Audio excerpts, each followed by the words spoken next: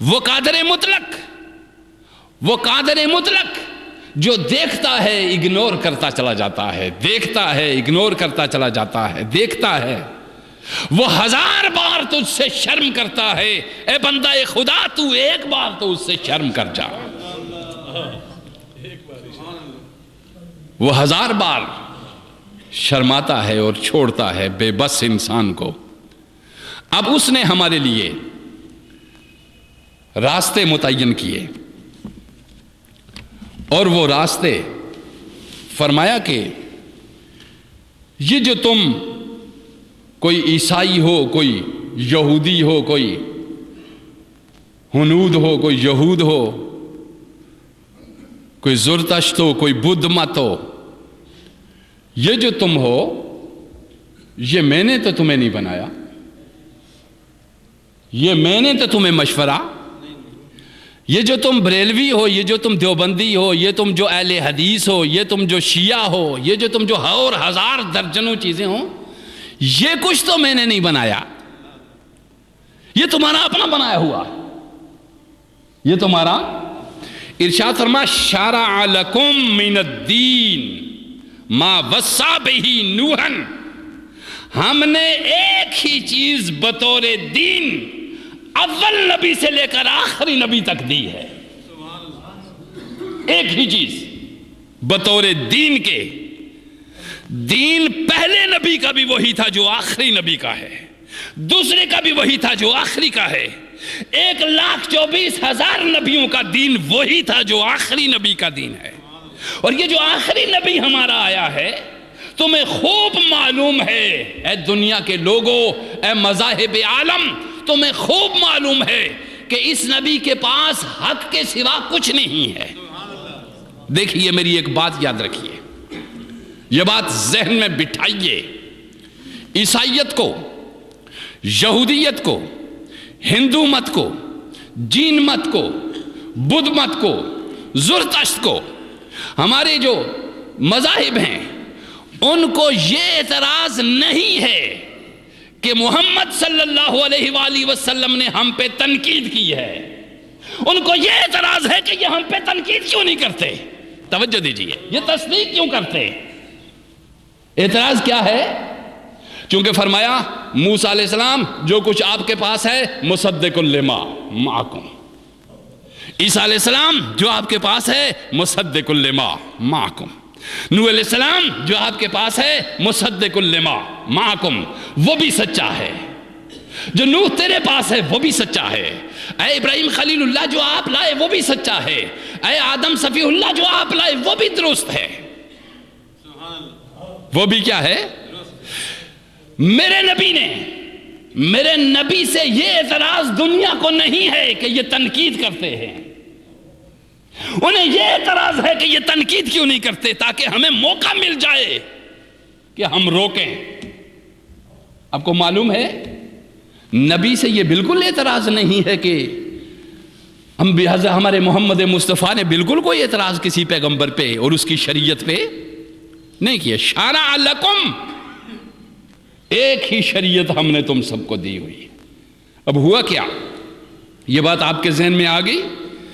اگر محمد مصطفیٰ کوئی تنقید کا دروازہ کھولتے، کسی کتاب پہ تنقید کرتے، مجھے ایک بار کسی حدیث میں، کسی قرآن کی آیت میں یہ بتا دیا جائے کہ محمد مصطفیٰ نے صلی اللہ علیہ وسلم نے تورات پہ تنقید کی ہو، بتا دیا جائے کہ میرے محمد مصطفیٰ نے انجیل پہ تنقید کی ہو یا صاحب انجیل پہ تنقید کی ہو۔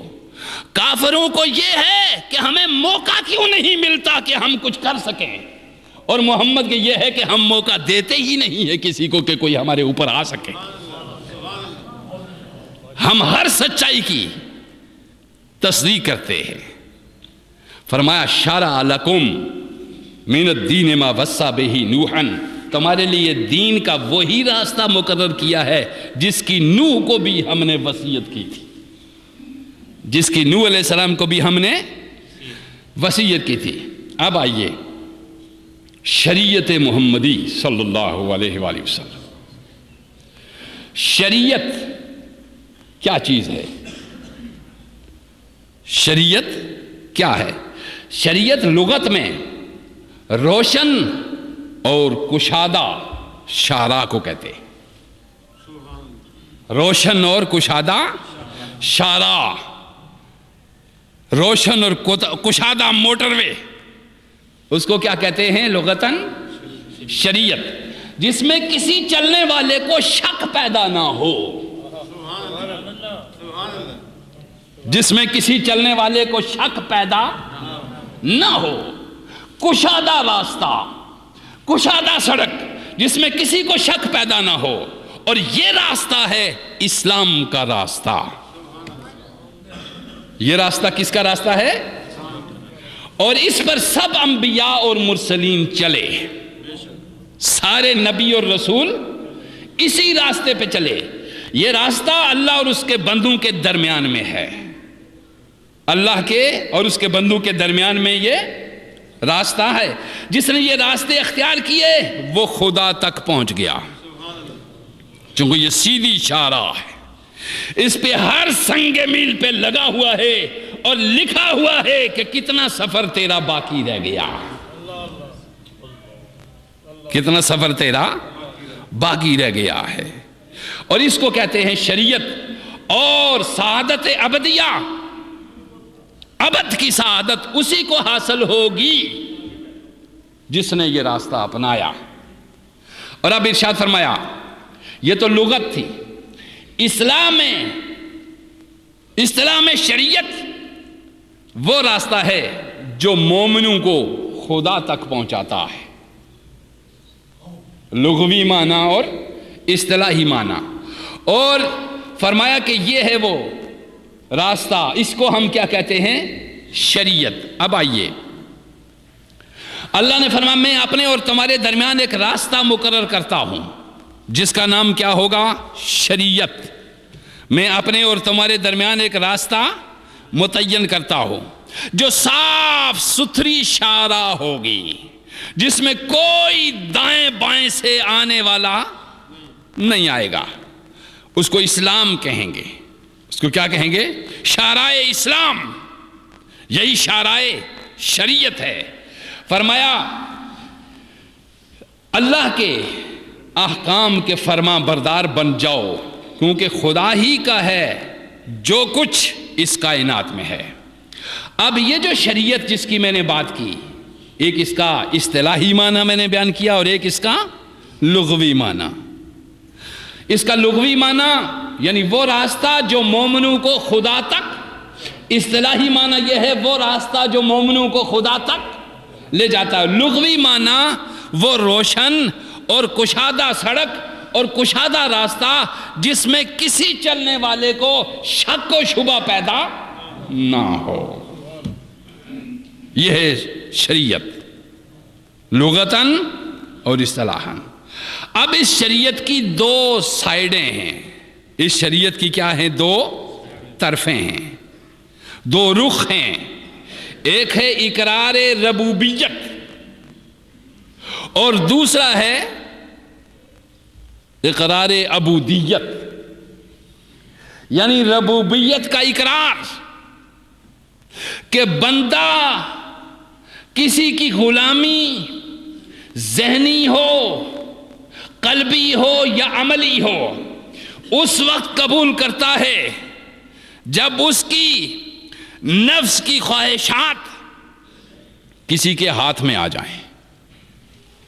کوئی اس کا روزی رسان ہو، کوئی اس کو رزق دیتا ہو، کسی کے ہاتھ میں اس کی عزت ہو، کسی کے ہاتھ میں اس کی ذلت ہو، اور کسی کو انسان سمجھے کہ میں نے اس سے تعلق کاٹا تو میں ختم ہو جاؤں گا. گویا اس نے اس کو اپنا رب بنا لیا، اس کو اپنا رب بنا لیا. اور وہ رب ہے اس کا ظاہراً اقرار کرے یا نہ کرے. تو شریعت کے دو رخ ہیں. ایک ہے اقرار ربوبیت، اللہ کے رب ہونے کا اعتراف اور اقرار. اور رب کے معنی میں خوب اچھی طرح کئی خطابات میں آپ کو بتا چکا. رب کہتے اس کو جو اپنی ربوبیت کا مظاہرہ کرے اور جس کی وہ